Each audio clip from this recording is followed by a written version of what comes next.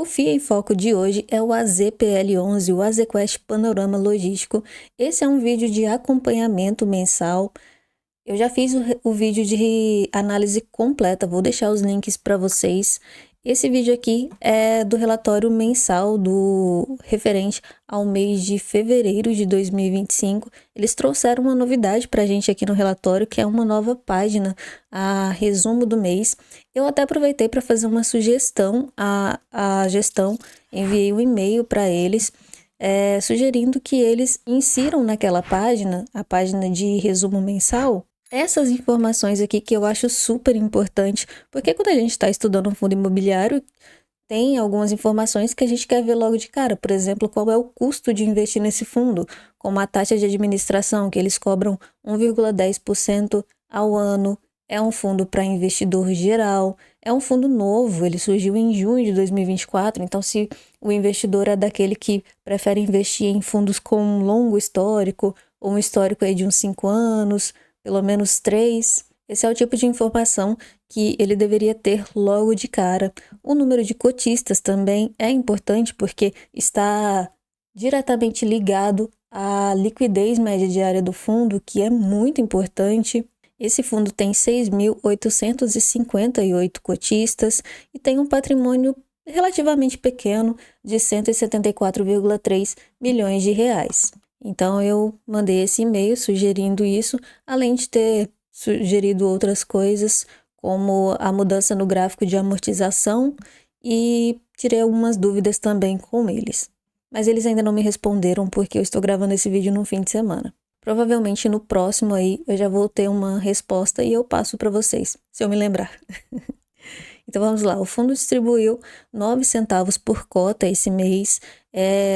Esse yield é um yield de 1,42% ao mês e anualizado é igual a 19, quase 20% ao ano para um fundo de tijolo, mas a gente tem que prestar bastante atenção, estudar bem esse fundo, porque ele está um pouquinho alavancado. Mas o que não é um problema, já vou mostrar para vocês o porquê. Temos aqui os destaques do mês, extremamente importante, pagamento em fevereiro da segunda parcela do pagamento referente à aquisição do galpão Cajamar de 23,9 milhões, correspondente a 25% do valor total. Eu trouxe aqui o fato relevante dessa compra, esse galpão aqui que é muito bonito, são 2 galpões na verdade. Eu acho ele espetacular. O fundo comprou 22,5% de participação nele por 91,2 milhões de reais e foram pagos em 3 parcelas. Aliás, eles pagaram uma entrada de 45,6 milhões de reais, já pagaram, como a gente acabou de ler, 22 milhões, foi corrigido, né? Então, 23 e pouquinho. E eles têm mais uma parcela a serem pagas daqui a 12 meses, então fevereiro de 2025.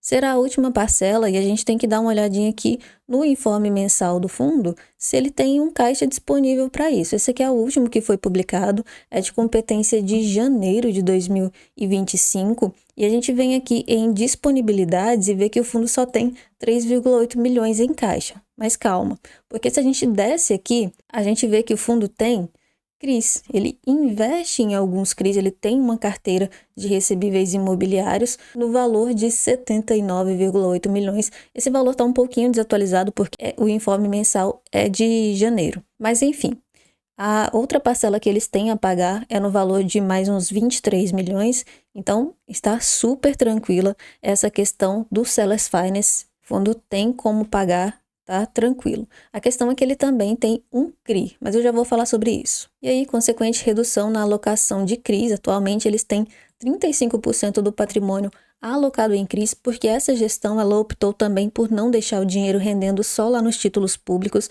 eles preferiram alocar em certificados de recebíveis imobiliários para ter uma rentabilidade maior e agregar valor aos cotistas. Eles tinham 47,6% e agora está com 35%, que são 61 milhões. Eu falei que lá no informe mensal estava um pouquinho atrasado, né? Sobre o portfólio eu vou falar mais adiante.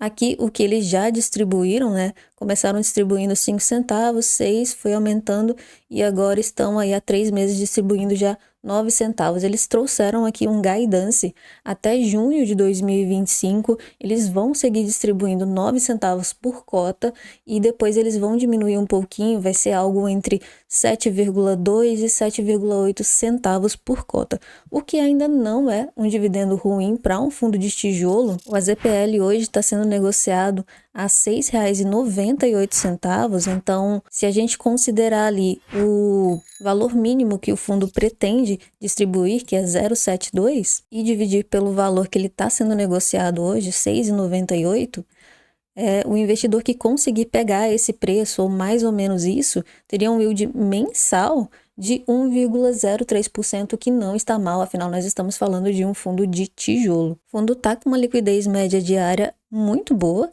559 mil.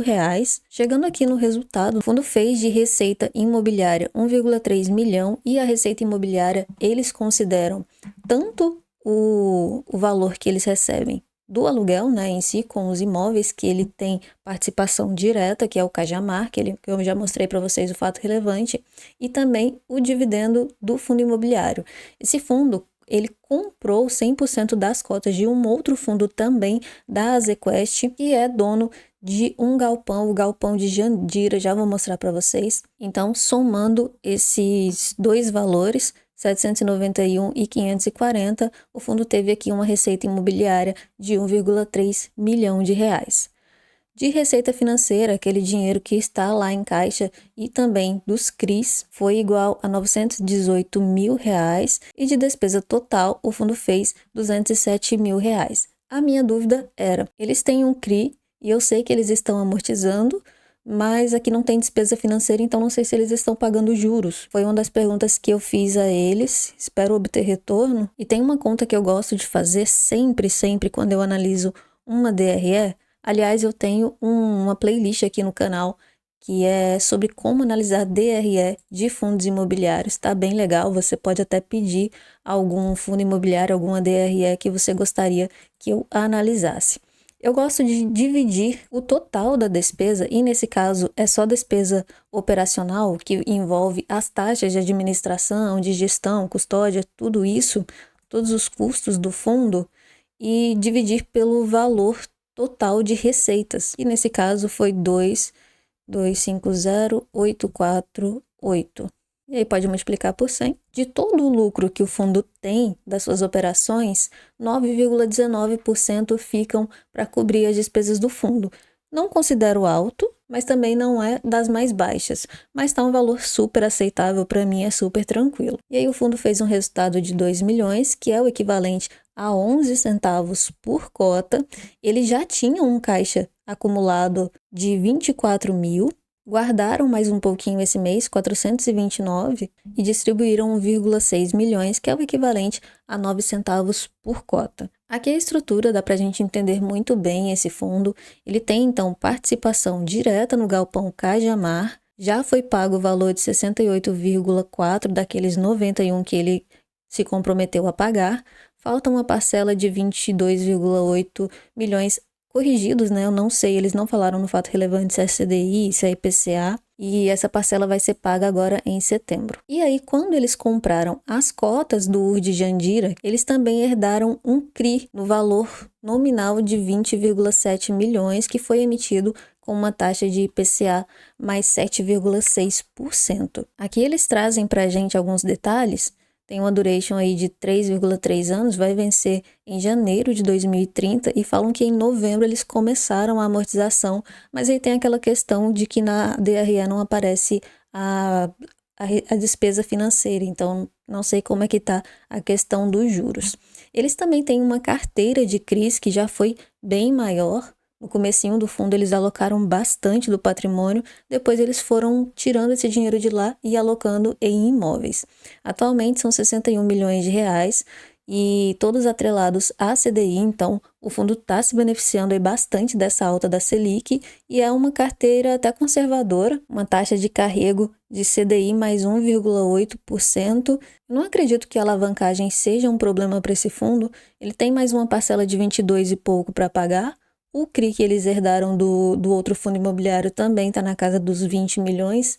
Então, assim, na minha opinião, se a gestão não inventar alguma moda, comprar um outro galpão, alavancar mais ainda, financeiramente o fundo está tranquilo. Agora vamos falar do que realmente interessa, que é o portfólio do fundo. Eles atualmente têm 2 imóveis, estão 100% ocupados. Esse ano tem vencimento dos contratos aí apenas 8%. No ano que vem já é um pouco mais preocupante, 54%.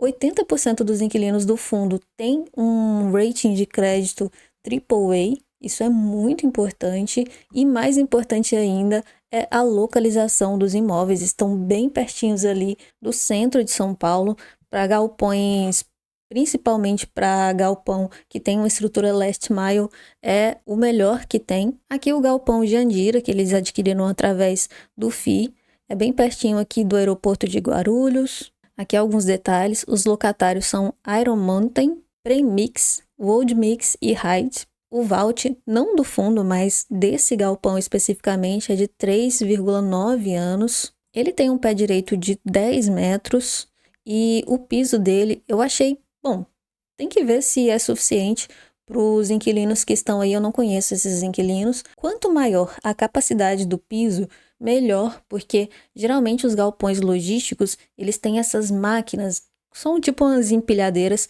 que vão pegando ali as cargas, fazendo o transporte, e é muito importante que o piso esteja capacitado para esse tipo de operação, assim como a altura. Quanto mais alto, tanto essas máquinas que são muito grandes podem transitar tranquilamente, quanto o inquilino pode usar uma armazenagem vertical. O número de docas também é muito importante. E aqui o galpão Cajamar, que o fundo tem uma participação de 22%. Ele também está próximo ao aeroporto de Guarulhos, algumas rodovias. Ele tem 2 inquilinos, que é o Mercado Livre e a Caoa. O vault desse galpão aqui é de 3 anos. Esse tem um pé direito um pouco mais alto, 12 metros de altura, e a capacidade do piso é bem maior, 6 toneladas. Tem cross-docking, que também é muito importante, porque um galpão que é last mile, por exemplo, ele está muito próximo à cidade, então a mercadoria chega, você pede alguma coisa online, essa mercadoria vem da fábrica, de algum outro galpão.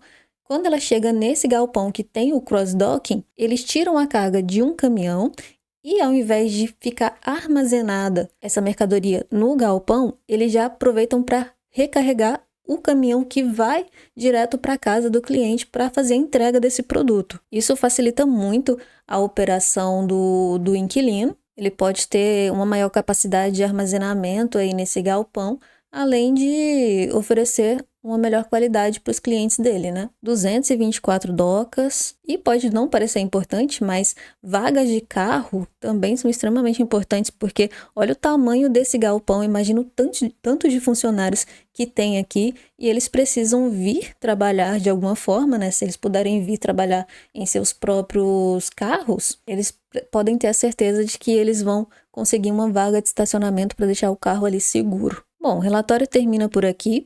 E esse foi o vídeo, espero que você tenha gostado. Foi um vídeo de acompanhamento. Se você quiser saber mais informações sobre esse fundo, dá uma olhada no vídeo de análise que eu fiz e também se inscreve no canal, porque mês que vem, no próximo relatório, vai ter outro aqui. A minha opinião sobre o AZPL11 é que ele é um fundo interessante, não tem uma diversificação gigantesca, porque ele só tem 2 galpões, mas ele não tem só 2 inquilinos, são 6, né, se eu não me engano. Além de que são inquilinos muito bons, a qualidade desses galpões é excelente, muito bem localizados, as especificações técnicas são muito boas. Eu gostaria de ter uma melhor informação sobre o CRI devedor desse fundo, por exemplo, quanto eles estão amortizando, como é que está a questão do pagamento dos juros. Essa informação talvez a gente consiga lá no outro fundo imobiliário, mas eu já pesquisei por ele e ele não tem relatório gerencial, até porque ele só tem um cotista, que é esse próprio fundo aqui, então eu não encontrei